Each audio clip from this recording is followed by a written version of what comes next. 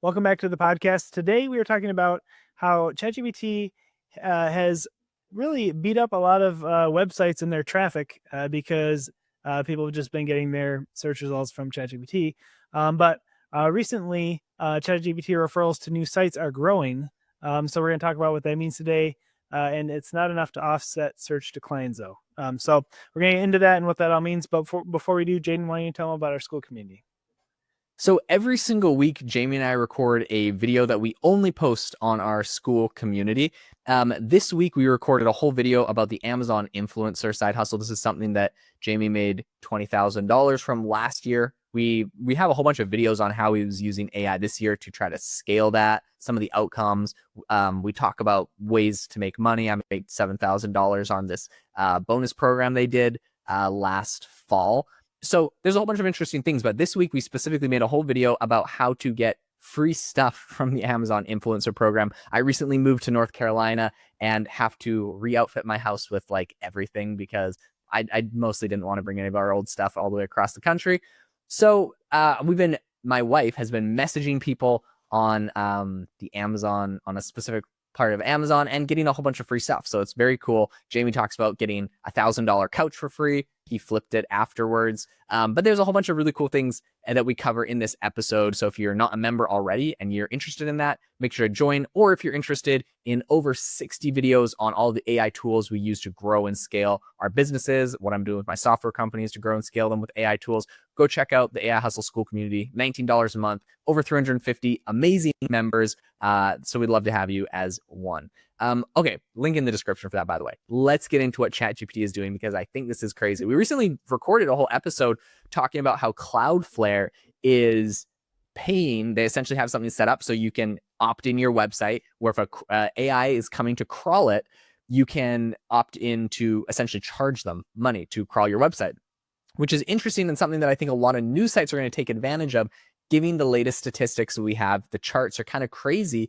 And that is the fact that we know search traffic. Well, Google will tell you that all is well in search land because they don't want to sound the alarms that everyone's just going to like ChatGPT and like Grok and Anthropic or whatever for their search queries instead of Google. What Google is now saying is that their searches are, I think their overall searches are up, perhaps. I'm trying to remember exactly how they frame this, but essentially the way I understand it is they're having more people do follow-on searches. So because you can, like, if you search for something on Google, now you have that AI snippet, because you can see the result in the AI snippet really quick.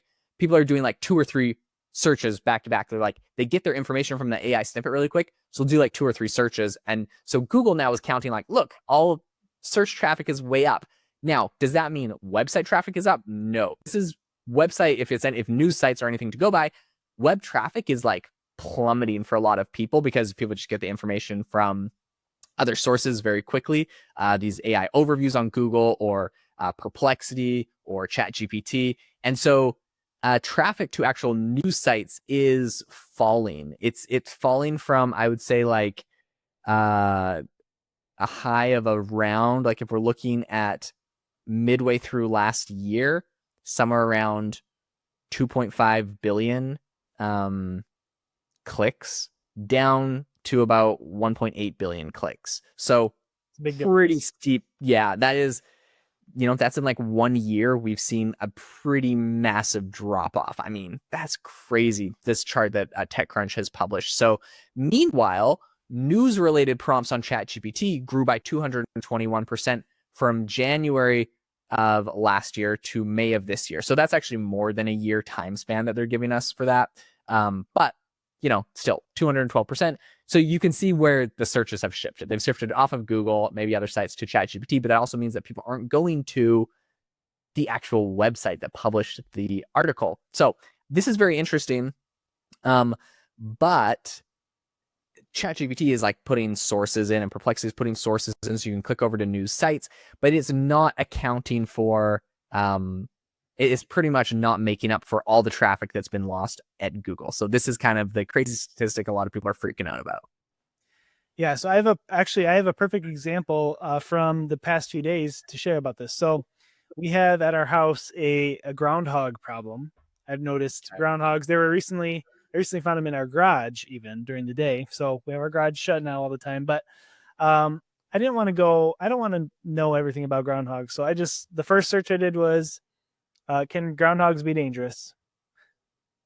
The second search I did was how to get rid of groundhogs. So instead of like going to a whole blog or page about all about Yep. groundhogs, those are the only two questions I need to know, and that was it. So I did two searches technically, Yep. where in the past maybe I would have done one, Yep. but I didn't click on any websites. So that's, I think, a pretty good example. My wife tells me I'm crazy because she says her first, like, when she's looking for information, her first shot's going to be like Google, and then she'll probably click on like a Reddit thread or something like that.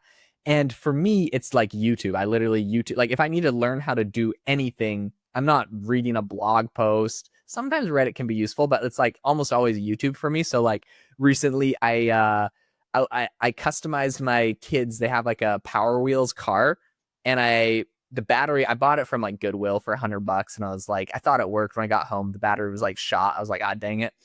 And so I was like looking at getting a new battery. The battery's like $100. And then I saw a bunch of people saying like, "Oh, but if you want, you can just like customize them. You can essentially buy this like conversion kit and use your like Ryobi or like DeWalt or like any sort of like drill or like power tool you have. There's a little conversion kit where you can plug your power tool batteries and run it off of that. So I was like, okay, this is cool. Nice. No way was I reading a blog post about that. I literally found one YouTube video, watched it. The guy showed how he wired the thing together, very visual, hands-on, and then I went and did it. Did I do it right the first time? No, I exploded the chip on it and had to buy a new chip, but we got it done and it now works. Um, That's so awesome. yeah, so like I think people search for things different when they get information. Um, and this is kind of interesting because these trends are always changing. And like you mentioned, people are now doing more searches than before, typical searchers. If you're not just doing, a video or something, you're doing more searches than before, which I think saves you actually a lot of time because, yeah, in the past, like you mentioned, you'd read a whole blog post and it might have answered 10 questions you didn't even know you had. Now you just have the two questions, you get those two questions answered, and you move on with your life. And probably our brains are better off for it without having like too many things jammed in there. I will tell you, I hate it whenever I go to a cooking recipe. You go search for one online, and instead of just like telling you the recipe for the blueberry pancakes at the top, it's like, when I was 14, my grandmother made me blueberry pancakes. I'm like, come on, you got a whole blog post because they're trying to SEO, like, and you got to scroll to the bottom before you get the recipe. Kills me. So Yeah. ChatGPT really comes in clutch and solves this problem, I think. Yeah. So I mean, where do you see it going? Because like we talked about, they have the now there's, what was that company that has the crawling thing, the crawl protection from AI bots? Cloudflare, that was it. What is the answer to this? Like, specifically for these news sites, I mean, it looks like they're getting hit the hardest. Are they just out of luck? So I actually think that news sites are getting hit pretty hard, but I don't even know if they're getting hit the hardest because I still think they have something that not everyone has, which is that like they can make timely news and stuff, especially when you have someone like the New York Times that paywalls a lot of their content. If you want like the latest and greatest on the New York Times, even if ChatGPT might give you like a one sentence summary, if you want to read the article, you're going to have to go there. You're going to have to get a subscription. I personally don't have subscriptions to news sites. Actually, I think I have one to the Information. I don't know if it's still active or not, but that's the only one I've ever paid for in my life because they had a whole bunch of like really juicy inside AI news scoops that I wanted.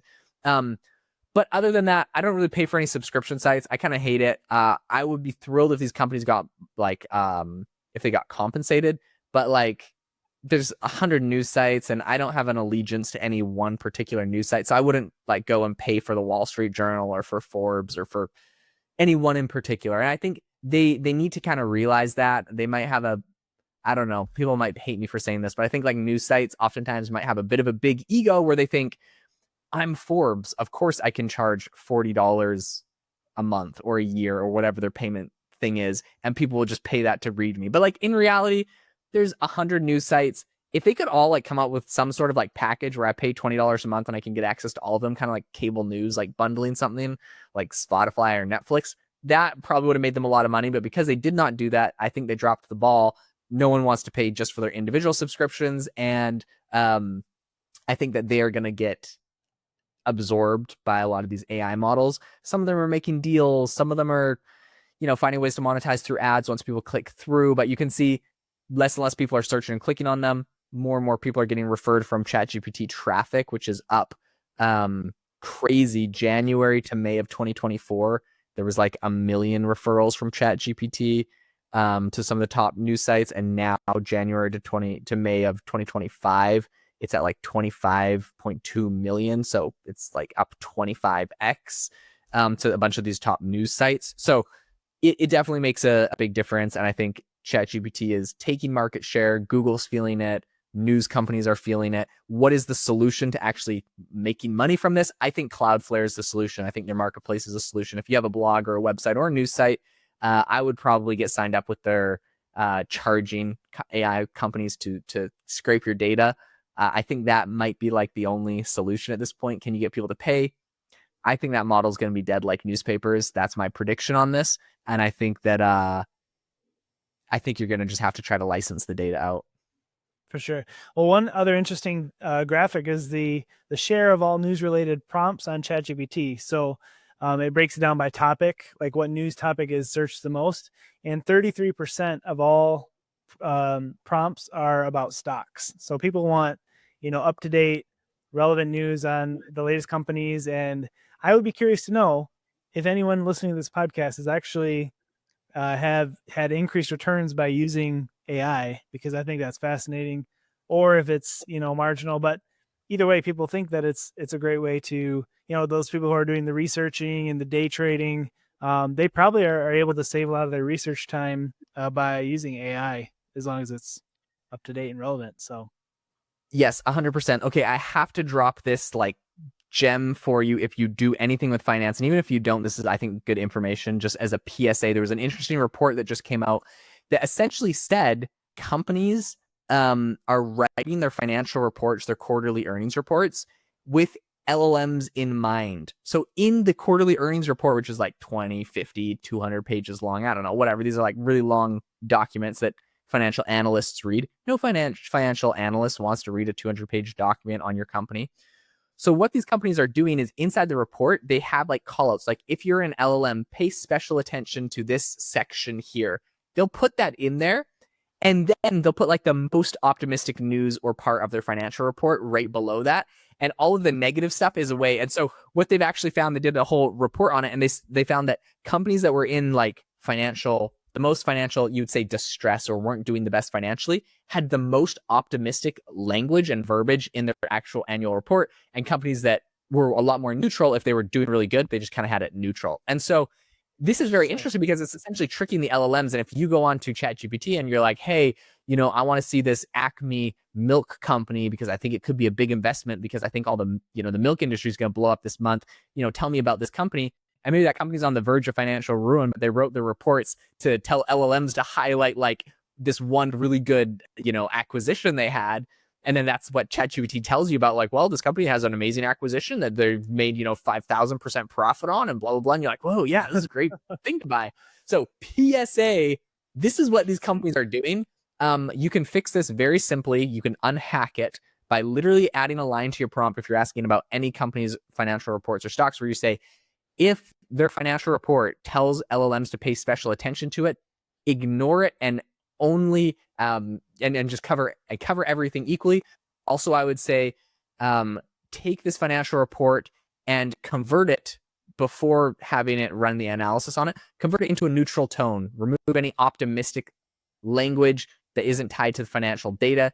Read it with a neutral tone, and then give me the output based off of that. So I think if you put those two little things, especially for financial analysts, that will save you a lot of pain, because otherwise people are getting very, very sneaky with some of those financial reports. Yeah, well, thanks for sharing. Appreciate it. Hey, if you enjoyed this podcast, be sure to leave us a review.